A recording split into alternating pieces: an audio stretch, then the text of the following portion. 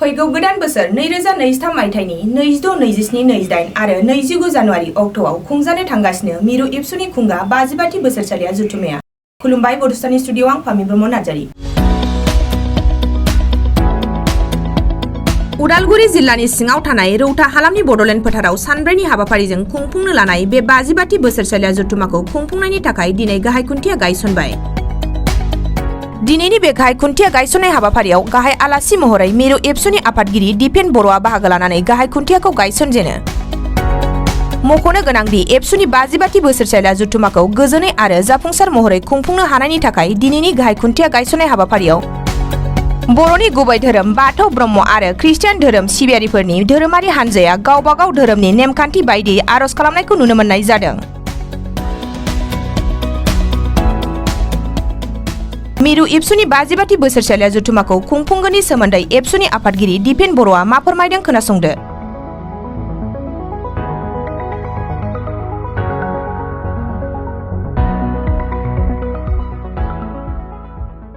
जिबाथि बोसोरसालिया जथुम्मा annual conference फैगौ 26, 27, 28, 29, 2023 आव जानो थांगासिनो आरो दिनै बे जानो गोनां बड'लेण्ड फोथार उदालगुरि जिल्लानि बे रौता हालामाव जि लाइ खुन्था मेन खुन्थिया गायसननाय बे हाबाफारिखौ दिनै बे गोथार सानाव जोङो मावफुंबाय।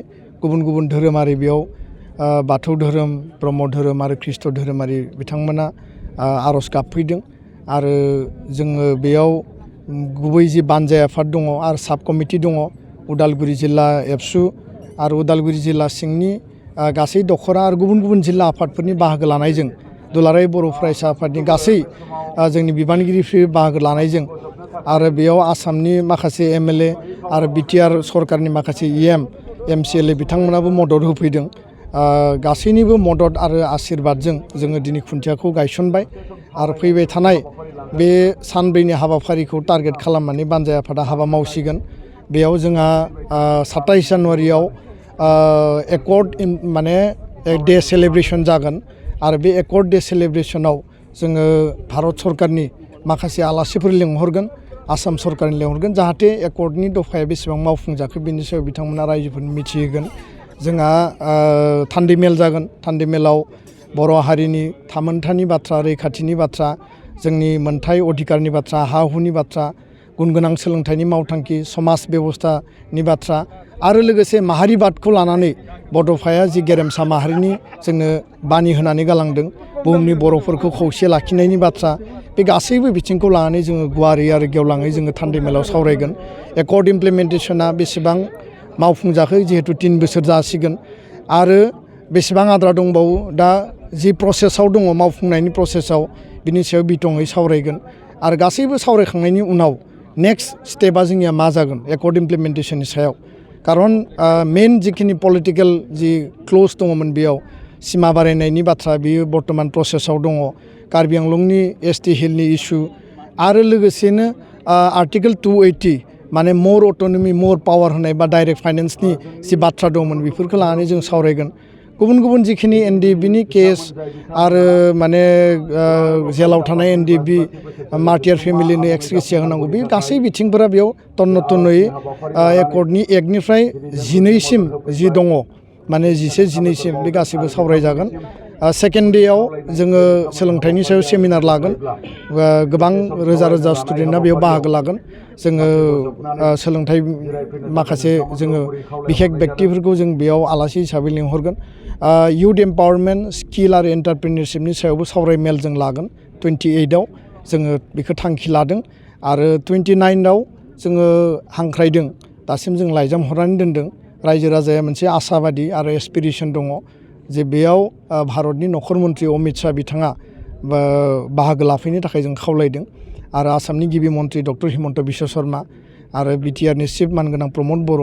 खारन नैबे जथुम्माया एकर्डनि मेसेजआनो बेयाव गुबै जागोन। बर' हारि दानाय गेरेमसा माहारि दानायाथ' बे जोंनि इन्टारनेल एजेन्डा बे एबसुनि मावनो गोनां बिथिं बे माने सोलिबाय थादों आरो मावलांनांगोन।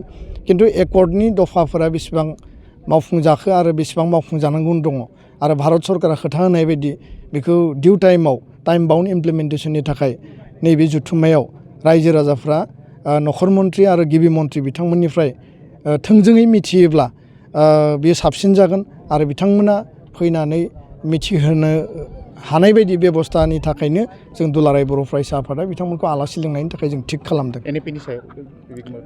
नेसनेल निउ एजुकेसन पलिसि बिनि सायाव जों सावरायगोन आरो दा फैबाय थानाय मेट्रिक आनजादा गोदान सोलोंथाइ बिथांखिजों खुंजानो थांगासिनो दङ।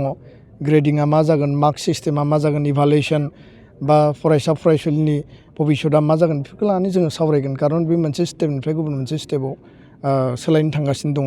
अलरेडि मेट्रिकनि रुटिना ओंखारबाय, दा बेखौ लानानै जोङो गुवारै आरो गोथौयै सावरायगोन। बे जथुमाव मख'जाथाव आलासि सोरखौ हांख्रायनो सानदों? अलरेडि जोङो फोरमायबाय जे एकर्ड डे सेलेब्रेसननि थाखाय नेसनेल लेभेलनि सरकारनि आलासिफोरखौ लिंहरगोन। सेकेन्ड डेआव जोंहा एकाडेमिक इडुकेसन रिलेटेड स्किल एन्टारप्रिनियरशिप आरो इयुथ एम्पावारमेन्टनि सायाव सेमिनार जागोन, बेयावबो जोङो माखासे आलासिफोरखौ लिंहरगोन।